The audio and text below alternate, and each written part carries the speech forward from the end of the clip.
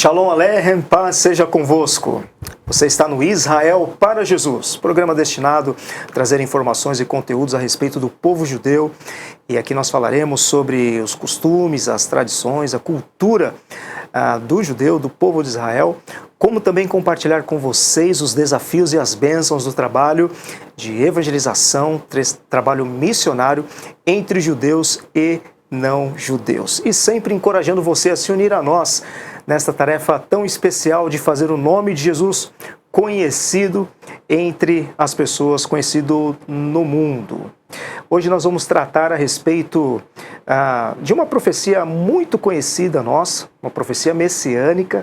Certamente você já ouviu falar várias vezes, você já estudou e você já viu também sendo cumprida no Novo Testamento, que tem, obviamente, aí a ver com o Senhor Jesus, que é o Messias, que é o Salvador. Então nós vamos conversar um pouquinho sobre esta profecia que ela é muito difundida durante esse tempo, esse período, de final de ano novo que nós estamos vivendo.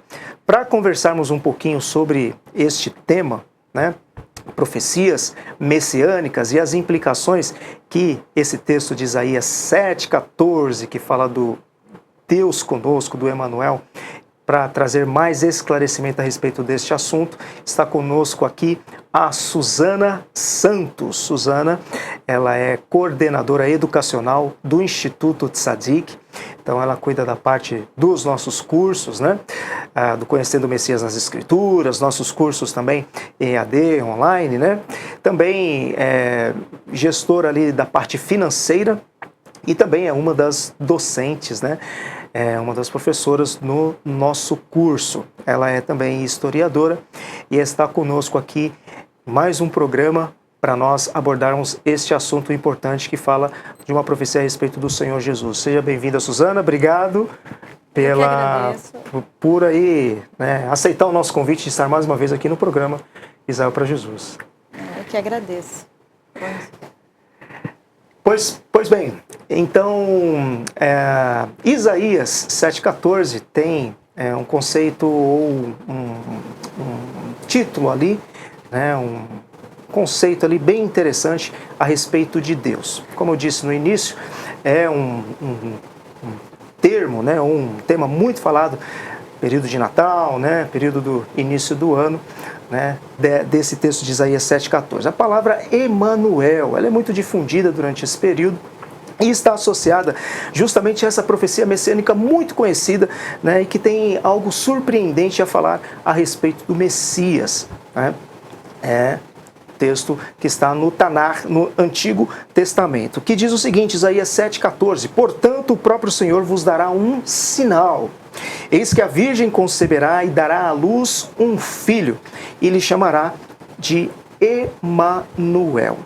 Para o nosso português, para a nossa língua, essa palavra ela foi traduzida, esse nome, numa palavra só, Emanuel.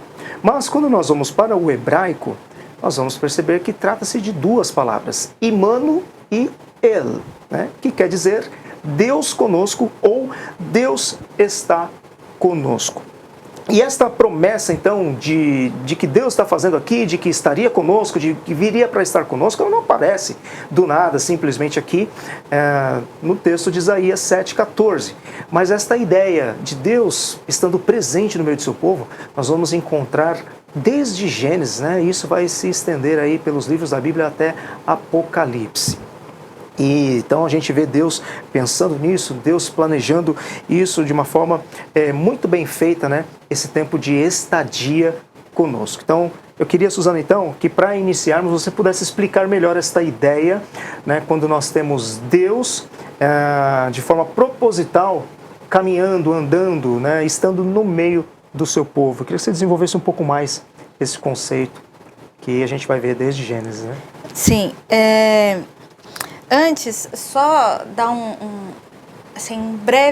brevíssimo panorama dessa profecia de Isaías 7,14, sem entrar muito em detalhes, você tem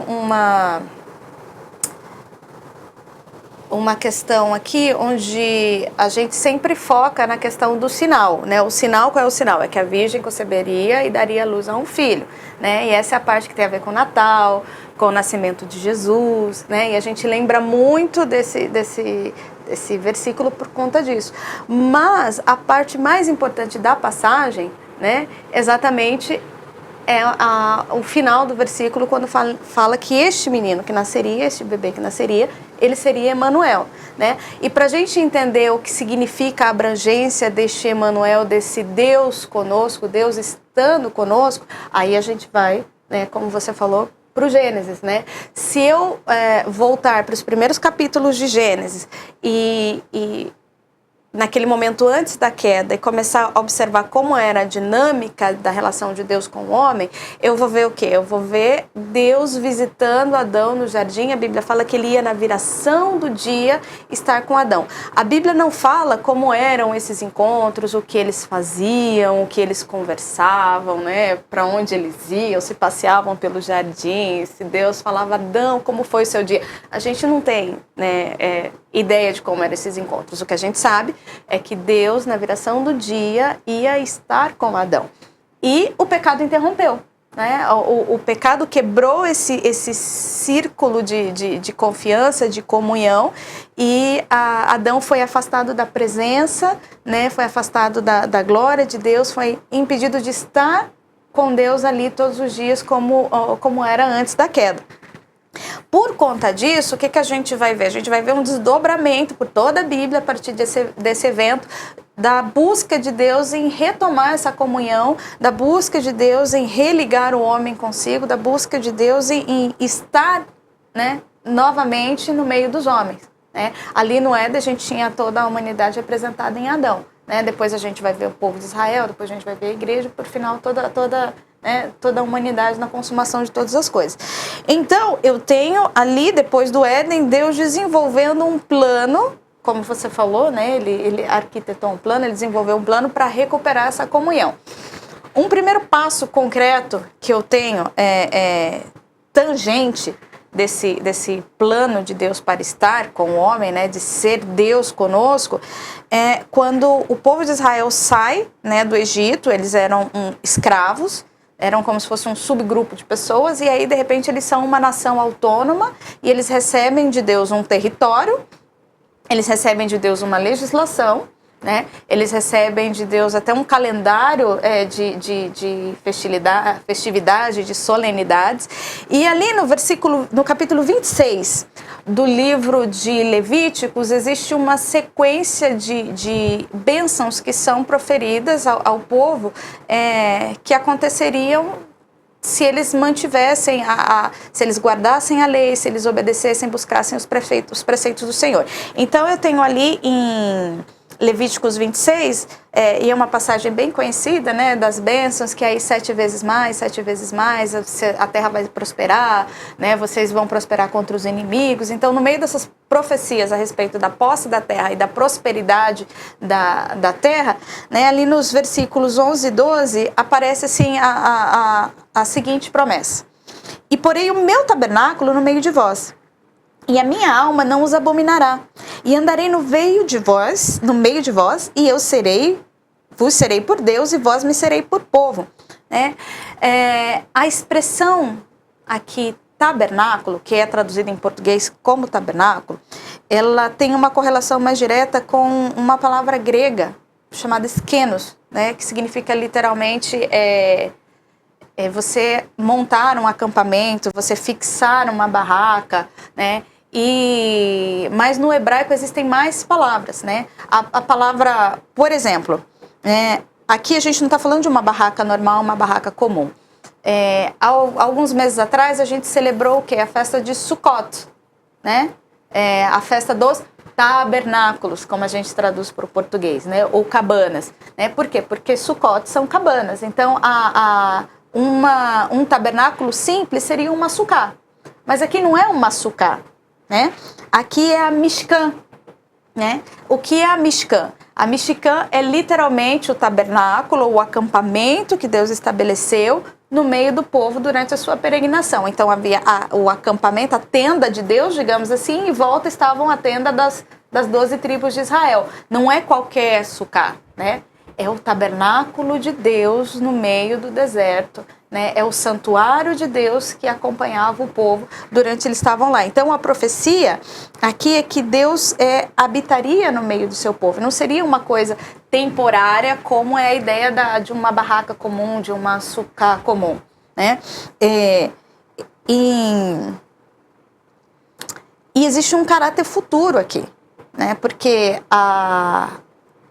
o tabernáculo, ele não é essa habitação permanente. Que justamente o termo mexicano, ele dá a ideia da habitação, da morada. Estava justamente pensando nisso, porque o tabernáculo, ele era algo temporário, né? Porque nesse momento o Senhor... Nesse momento não, mas um pouco mais à frente, depois Deus disse que escolheria um lugar para estabelecer o seu nome, sim, dando a ideia de algo mais permanente, fixo, que era o templo, que depois foi construído. Exatamente. Mas até então o tabernáculo era algo temporário, né? E aí a gente vê esses aspectos presentes e futuros da profecia, né? Voltando lá para Isaías 7, aquela profecia, ela foi dada, ela tinha um desdobramento para aquele tempo e tinha um desdobramento para o futuro, né? Em coisas ali relacionadas à invasão, à ameaça síria e a Síria, de coisas que estavam acontecendo ali, mas também para um futuro, né? Aqui acontece a mesma coisa. Deus já estava no meio do povo, né? Eles estavam construindo o tabernáculo, o Senhor, ele já se manifestava, havia... Um parêntese que eu queria fazer aqui a respeito do tabernáculo, para a gente poder prosseguir com essa ideia, é que a gente, quando fala da entrega da lei, a gente fala muito sobre a questão dos mandamentos, da incapacidade do homem de cumprir a lei. A gente estabelece muito essa coisa da lei e da graça, né? A lei, ela me mostra que eu sou pecadora, que eu não consigo cumprir com o padrão de Deus e com os objetivos de Deus. Mas se existe algo que o tabernáculo faz... ver a mão estendida de graça em relação ao povo, porque ao mesmo tempo que a lei mostra, olha, Deus tem um limite de santidade, um padrão de santidade que você não pode alcançar, mas o mesmo Deus que fala, olha, você não pode estar na minha presença por conta do seu pecado, ele coloca o santuário lá no meio do povo, estabelece o tabernáculo e fala, olha, aqui, através do tabernáculo você pode se acercar. Então, por isso, o Senhor, ele promete habitar no meio do povo, estabelecer a presença dele, de forma que ele não abomine o povo por conta do próprio pecado. Então, assim, existe um cumprimento para aquele momento, porque o Senhor já estava no meio do povo, mas também existe você olhar, eu habitarei, eu estarei, eu serei por Deus, vocês serão o meu povo. Está sempre olhando para o futuro também, né? E eu posso ver essa progressão na Bíblia, né? Mais para frente, bem mais para frente, avançando aqui alguns séculos, eu tenho Zacarias 2 trazendo uma profecia muito parecida, né? Zacarias 2, versículos 10 e 11 diz o seguinte: cante e alegre-se, ó filha de Sião, pois eis que venho e habitarei no meio de vós, diz Jeová. Naquele dia muitas nações se unirão ao Senhor e serão o meu povo, e eu habitarei entre vós, e vós saberão que o Senhor dos Exércitos me enviou a vós.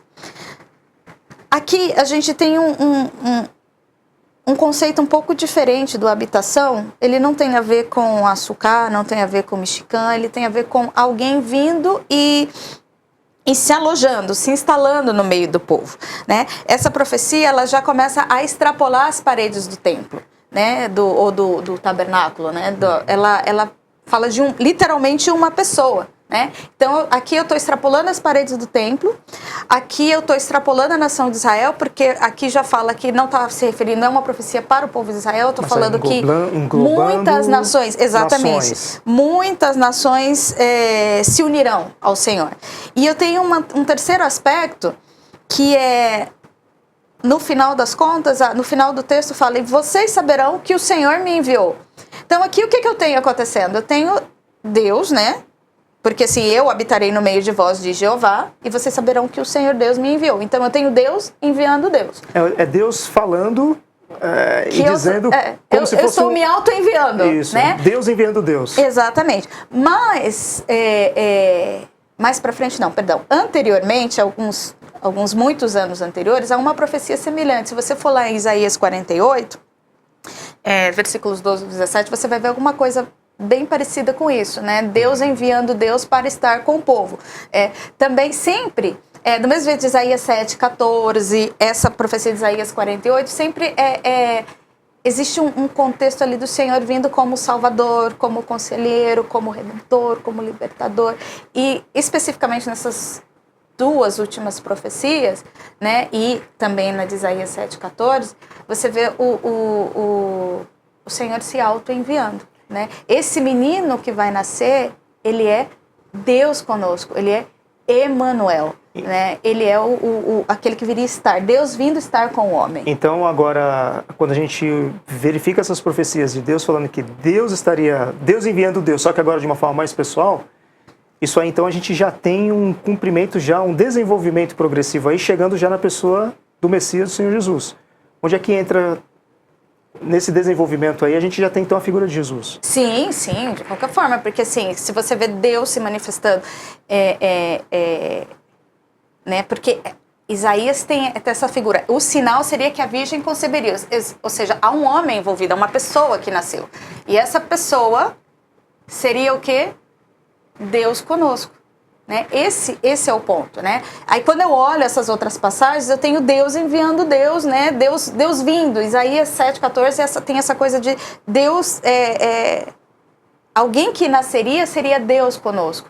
E quem seria Deus conosco, senão o próprio Deus, né? João traz essa resposta. No primeiro capítulo de João, lá no versículo 14, uma passagem que é super conhecida, né? A gente tem, né? E o verbo se fez carne e habitou entre nós. E nós vimos a glória, como a glória do unigênito do Pai, cheio de graça, cheio de verdade. Né? Como você falou agora, é uma coisa pessoal, é Deus mesmo vindo. E João fala que esse Deus mesmo que foi enviado, auto-enviado, né? Ele se personifica em quem? Ele se personifica em Jesus. Então eu tenho Deus fixando a sua tenda, porque o habitou aí, né? Alguns até traduzem por tabernaculou, porque o termo em grego tem exatamente essa ideia do tabernáculo, de você fixar a sua tenda, de você estabelecer o seu acampamento. Então a gente vê o verbo, que é Deus, né? Se fazendo carne, ou seja, né? Se tornando um homem, e fixando a sua tenda, ou seja, montando o seu tabernáculo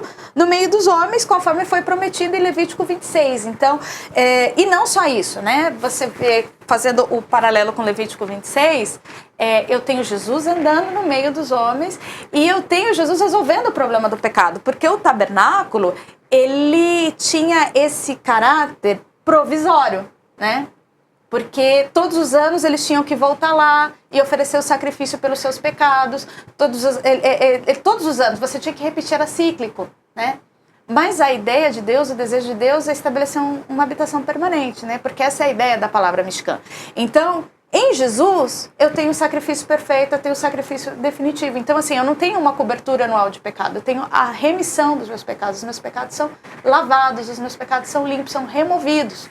Então, aquele Deus que antes estava se apresentando, né, na Shekinah, né, lá no lugar santíssimo, dentro do tabernáculo e depois dentro do templo, e que essa talvez fosse aí a forma mais próxima, né, de se achegar a Deus. Agora a gente tem Deus realmente de forma palpável, mais de carne e osso, andando, que era no Éden, e resolvendo também o problema do pecado. Exatamente. Que acontecia no tabernáculo. Exatamente.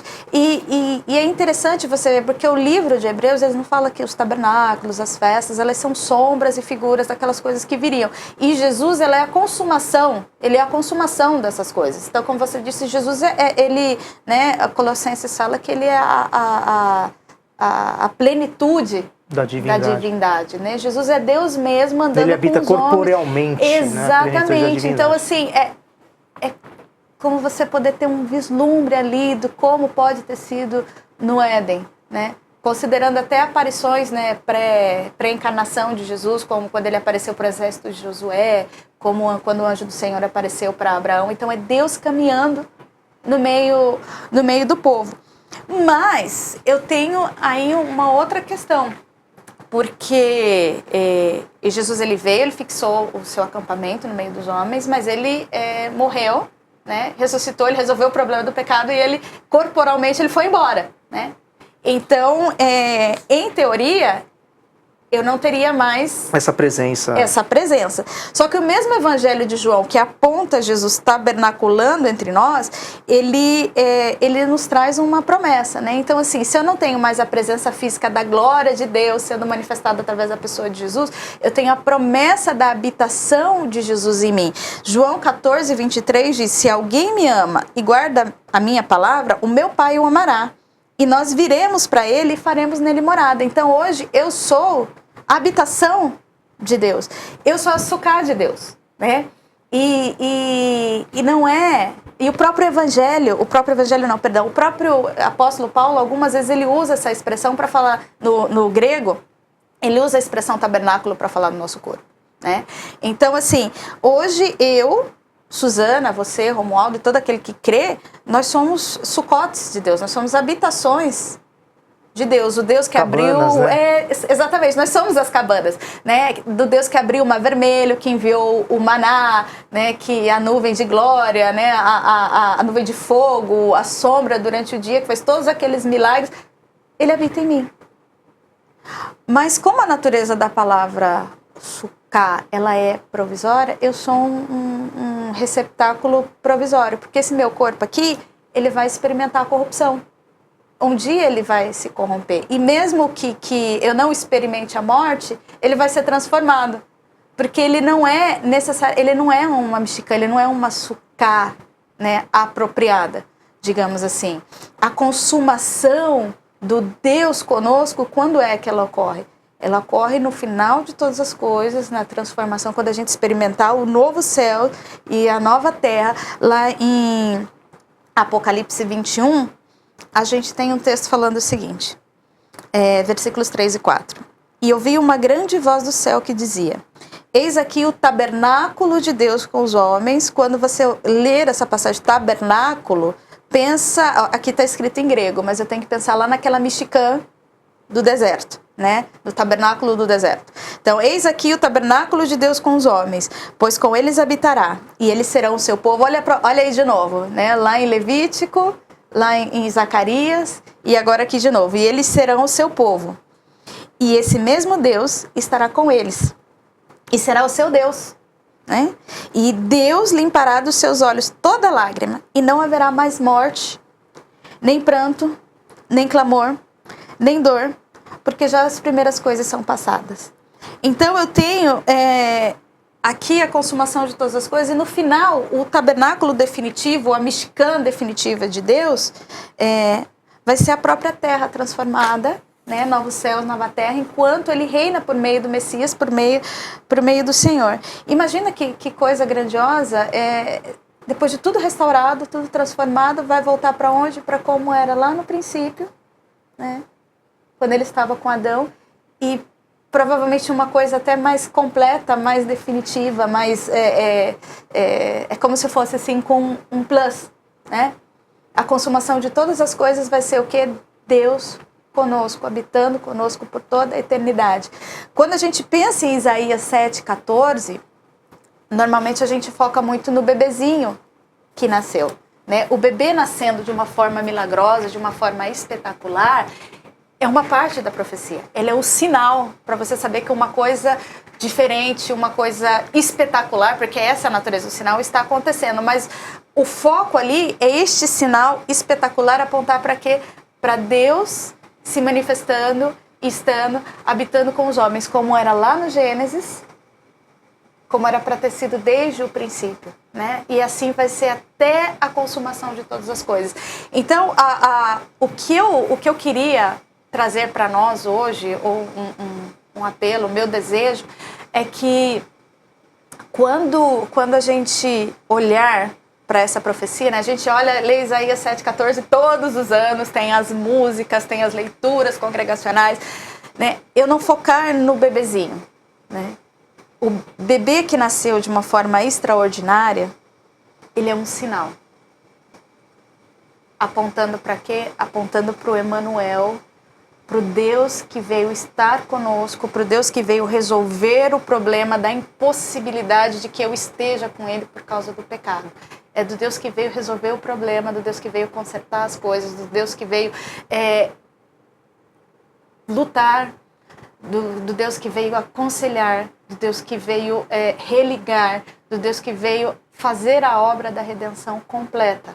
Né? Primeiro da primeira vinda, resolvendo o problema do pecado, e na segunda vinda com a restauração de todas as coisas. Então, quando eu leio ali, o seu nome será Emanuel, o seu nome será Deus conosco, eu tenho que ter essa abrangência do que é que Deus está querendo dizer e qual é a obra que Ele tem uma vez estando conosco, porque Ele não vem de passeio.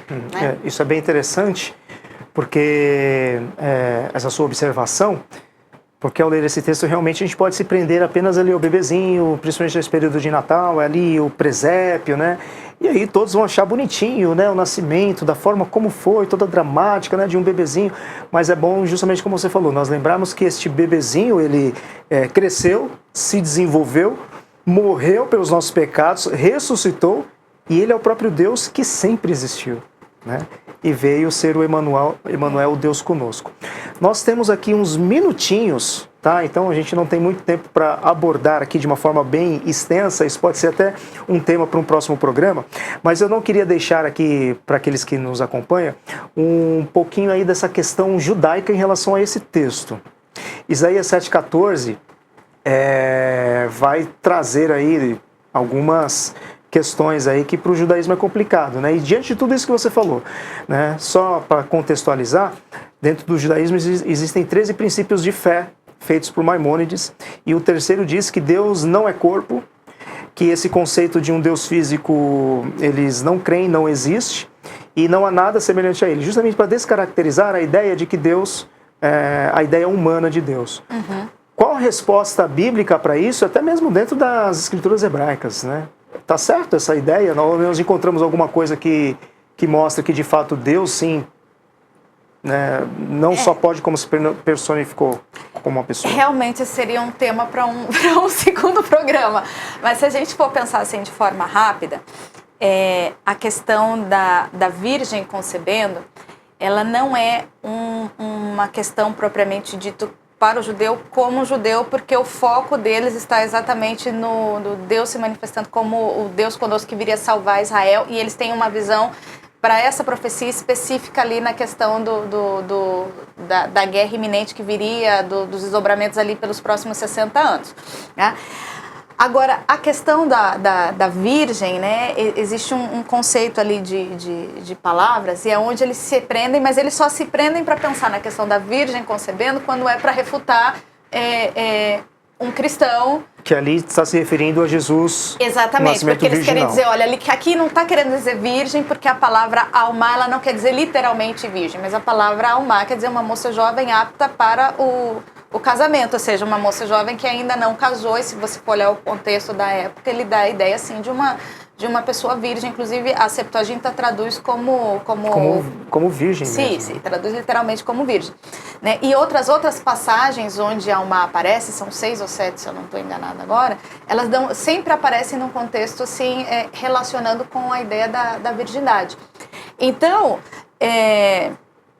especificamente, ipsis literis, como, né, esses lipsis, né, troquei agora a palavra, mas literalmente falando, ela não significa virgem letra por letra, mas o conceito, sim, ele dá a ideia, né, de que uma mulher que ainda não teria tido contato com um homem, ela teria um bebê. Né? E alguns dizem, não, mas é porque no momento da profecia ela ainda não havia tido um contato com o homem, ela teve depois. Existem várias conjecturas a respeito desse texto. Mas quando eu penso no princípio de Maimônides, que Deus não é carne, aí eu tenho umas outras questões. Por exemplo, quando eu vejo a própria questão de Deus sendo enviado por Deus, eu estarei no meio de vós. Ou, por exemplo, quando ele aparece para Abraão, né, que eram anjos, os anjos não receberam a adoração, e uma terceira figura ali que comeu, Gênesis bebeu, 18, exatamente, né? E recebeu a adoração. Quem recebe a adoração senão Deus? Né? Era uma pessoa ali, é de carne. E o texto fala que viram 3 homens, né? Então há uma personificação de fato ali, né? Que os estudiosos, teólogos vão dizer teofania, né? Ou cristofania, né? As aparições de Deus. Exatamente, 2 foram embora para Sodoma e Gomorra e um ficou e recebeu a adoração de Abraão. Então assim, né? Existem textos que são mais complicados para essa questão do que a própria profecia de Isaías 7. Quando você começa a juntar esses textos, e aí você começa a formar o quebra-cabeça. Também não cremos que nenhum homem possa ser Deus, mas cremos que Deus possa se fazer homem, e não somente pode se fazer, como justamente se fez na pessoa do seu Filho Jesus, o Deus conosco, o Emanuel. Suzana, muito obrigado por trazer esse conteúdo bíblico para nós e esta exposição a respeito desse versículo tão importante, né, e esse tema tão importante de Deus se fazer presente em nosso meio. Eu que agradeço mais uma vez. E nós queremos agradecer você que esteve conosco aqui durante todo o programa de hoje e queremos nos despedir com um forte abraço, Shalom Aleichem, e até o nosso próximo programa.